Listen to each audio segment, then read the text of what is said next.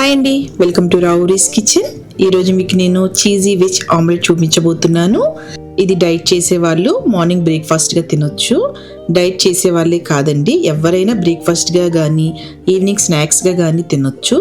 ఇందులో rich protein, high fibre, అలాగే omega 3 fatty acids అధికంగా ఉండటం వల్ల మన హార్ట్కి చాలా మంచిది.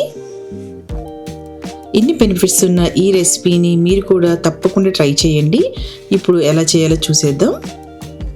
ఇప్పుడు ఒక బౌల్లో 2 ఎగ్స్ని ఇలా పగలకొట్టి వేసుకొని బాగా మిక్స్ చేయండి. నేనైతే ఇలా ఫ్రోదర్తో మిక్స్ చేశానండి. మీరు కావాలంటే స్పూన్తో అయినా మిక్స్ చేయొచ్చు, కాకపోతే కాస్త ఎక్కువసేపు బీట్ చేసుకోవాలి. చూడండి, బాగా మిక్స్ అయ్యాయి కదా ఎగ్స్.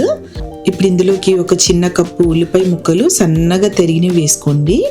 అలాగే ఒక కప్ క్యాప్సికమ్, ఒక కప్పు టమాటో, ఒక కప్పు స్ప్రింగ్ ఆనియన్స్, ఒక కప్ బాయిల్డ్ స్వీట్ కార్న్ వేసుకొని, ఒక స్పూన్ పెప్పర్ పౌడరు, రుచికి సరిపడా సాల్ట్ వేసుకొని, అలాగే 1/2 టేబుల్ స్పూన్ చాట్ మసాలా వేసుకొని బాగా మిక్స్ చేయండి.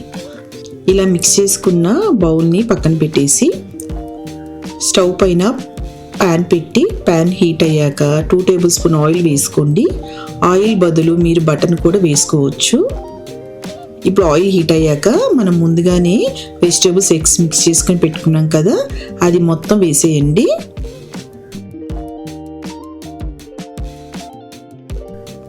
ఇప్పుడు స్టవ్ని సిమ్లోనే ఉంచి ఒక 2-3 నిమిషాల తర్వాత తిప్పండి. తిప్పాక ఒక 4-5 నిమిషాలు సిమ్లోనే ఉంచండి. అప్పుడు వెజ్ అన్నీ కాస్త ఉడికి తినటానికి బాగుంటుంది. ఇప్పుడు మళ్ళీ ఒకసారి తిప్పండి. చూడండి, వెజిటేబుల్స్ అన్నీ ఎంత కలర్ఫుల్గా కనిపిస్తున్నాయో.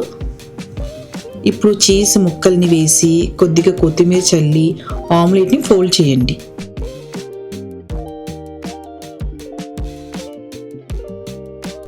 చీజ్ ఎక్కువగా తినేవాళ్ళు అయితే ఎక్కువగానే వేసుకోవచ్చు.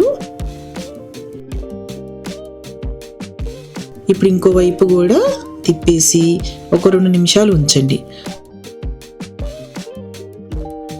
2 నిమిషాల తర్వాత మన చీజ్ వెజ్ ఆమ్లెట్ అయితే రెడీ అయిపోయింది. మీరు కూడా తప్పకుండా ట్రై చేసి ఎలా వచ్చిందో కామెంట్ బాక్స్లో కామెంట్ చేయండి. అలాగే please like, share and subscribe my channel Raavuri's kitchen.